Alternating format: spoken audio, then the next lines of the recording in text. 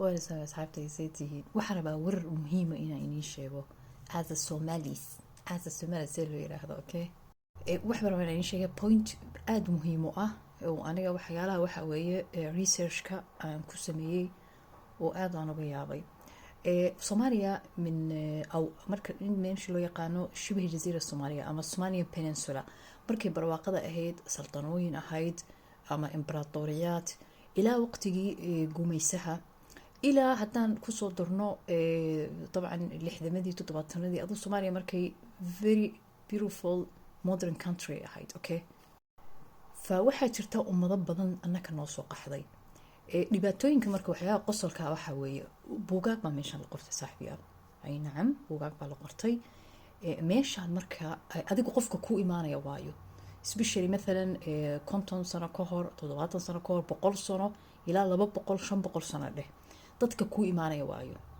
waxa weeye saddex dad ama waa qof ka soo cararay dagaal ama waa qof ka soo cararay gaajo iyo baaba ama qof askarnimo la qoray ama ha noqoto saldanooyinka Soomaalida inay askar qorto ama ha noqoto dad guumisaha soo raacay okay yana marka qostalka maxay tahay waxyaalaha very funny waxa weeye buugaagta saaxiibayaal meeshan waxa lagu qortay anugu waa imid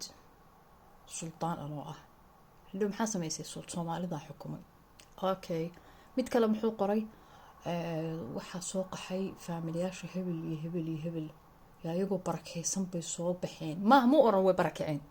waxay iyagoo barakeysan bay yimaadeen haye hadhowna dhinacan bay diinta ku faafiyeen beenta saddexaad maxay tahay business man rich oo isnacay wuxuu watay doon dahaba uu yimid hadhow wuxuu arkay cawaan yaroo gaala oo qaaqaawano muxuu asaasa diinta intuu geliyay buu dhar u tolay ma fahamti this is reality buugaag af carabiga ku qoran tahay fataas waxay ku tusaysaa inuu absolute Soomaalida waxa jirta in la diiday ama inaba la qoran ama la qorin dadkan dagaal laakiin taariikhdu muwathaq weeye يعني مثلا taariikhda arabta reality markay sii daba gashid waxay ku leeyihiin مثلا dad baa xagga naga soo hayaamay dagaal baa dhacay markii hebel baa soo baxay gaaja dhacday one day oo adigu ogtahay laakiin kan taariikhdu qorayo iyo taariikhdii gaajada isla laakiin kan wuxuu ku leeyahay maya anoo barakeysan buu aabahay soo kaxeeyay ma fahanteen waxa laga wado طبعا already Soomaaliya lagu dhalay xeebaha Soomaaliya dhow okay طبعا haddaan sii fiirino hijraadka Soomaalida يعني banaanka markay u baxeen Soomaaliya magacyo badan baa loo yaqaanay okay adu markaa baxdid adigu waad qoran tahay magacaagi wali wuu qoran yahay waa lagu garanayaa meesha tagtay okay فبدنكود Soomaalida waxay u baxeen مثلا عمره حج ama wadamada kale waxay aadeen طلب العلم meel badan oo waxay jirta tagtay oo diinta lagu faafinaya waxa soo dhan wax ka jira male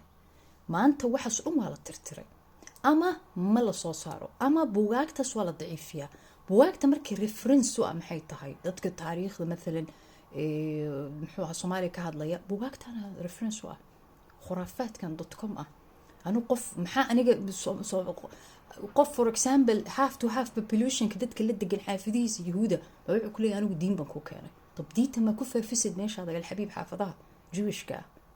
قف بقول كلي هي والله أنا السلطانة إمد ما ضدك هاي قلت لي طيب واي سلطان كقحية محيط طيب وأنا السلطان ينقنية ما فهمت يعني the same bullshit قف كا أنا جي يسوع قري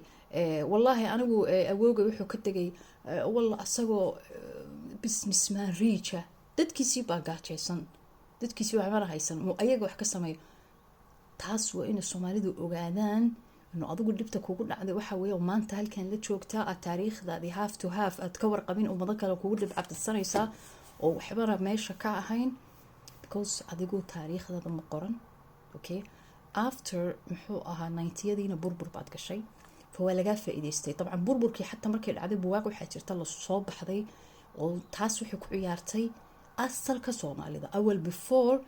ma jirin walaa qof 78 ilaa 60 Soomaali markay strong ahayd ma jirin walaa qof soo baxo inuu asalada Soomaalida ka hadlo whatever luqad duraba ha noqdo yani ma qorin qof qoray male wala Soomaaligu asalkiisa waa halka wala Soomaaligu waa ka wala taala ma hubo the land of the punt ma Soomaali ma jirto qof hadii jiray adu markaa burburtay jaabaa la bilaabay dhac ila qoraya dhac waxaasna shaqa laga qabanaya hawsha la socda saaxiibayaal wayna salaamay